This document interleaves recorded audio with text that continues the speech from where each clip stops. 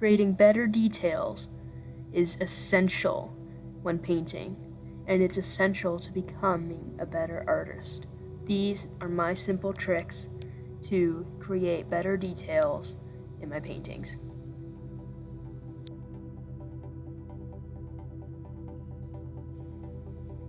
Now, in regards to painting thin lines, I really have two tips so that it doesn't look like that. The first is to dabble your brush in water, and the second is to grab just a tiny globulate of paint on the very tip of your brush, and then be as precise as possible when you're laying it down. That goes without saying. Sometimes it is a struggle to make ends meet, get it?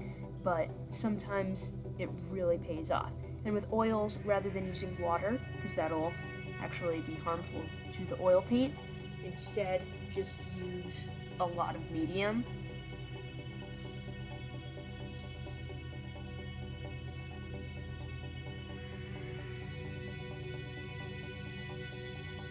Now, if you don't have a super fine tipped brush like I do, instead, you can still make really thin lines with a paintbrush. This is not a good example of that, because I wasn't really trying very hard. What to do is you dip it in water, which makes the bristles kind of coalesce with each other, and then you dabble a lot less paint onto the tip, and then leave it straight up and down and make your stroke. The next technique is something that I still struggle to master, and that is being able to rotate your brush as you're painting to go from thin lines to thick lines or thick lines to thin lines. But you can kind of see where I'm going, hopefully, maybe, sort of, where you just want to make sure that you know how to be able to create those details. Now, not everything about painting details is about precision. Sometimes it's actually about the opposite. This is inspired by an artist named Chuck Black, who uses this technique a lot, where you load up your brush, particularly a dagger brush, with really thick paint and just layer it on everywhere. And this is perfect for creating details that aren't distracting, but still the thickness of the paint really helps create those better details, and it lets the mind fill in the gaps. This next technique is all about blending, and not so much creating perfect blends, but more of inconsistent blends, because a lot of times to create natural subjects, you actually need inconsistencies. And so in this case, I used what's called a mop brush, one of the best brushes out there, to create some really inconsistent blends. A lot of people strive to have best brushes in terms of the most pointed brushes or the most sharp-edged brushes, but sometimes you actually want to purposely splay your brush out like I did earlier to create these nice splotches, and then by not even getting some of the paint off of that brush and unevenly loading some other contrasting paint into it, you can almost make it look like branches in a bush. And if you do it when the paint below it isn't dry, like I did, you get awful results. So let that be a lesson.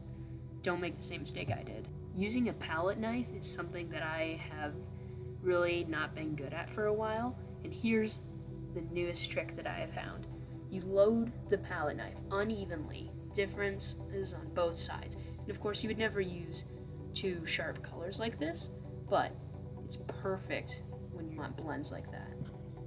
Now, you can never create the perfect tree without using more than just the tree. In this case, what I did, and this is a technique that was not pioneered by me, it was pioneered by many artists before me, is you use negative space. In this case, I used the same color as the background, white, but most of the time you use the same colors as the sky, and you paint in the ideas of windows in that tree. And it can be more than just a tree, but you use negative space to create better details. This next trick is actually about making your life easier later on in the painting. Now, I don't know if how many of you have actually experienced this, but having ridges on your underlayers is such a pain to paint over. So what you do is you just wipe all the paint off your brush and just follow the ridges up that your prior layers created. You got to do this before it dries, and it makes your life so much easier later on. And now this next technique is purely about painting water. Painting in little ripples.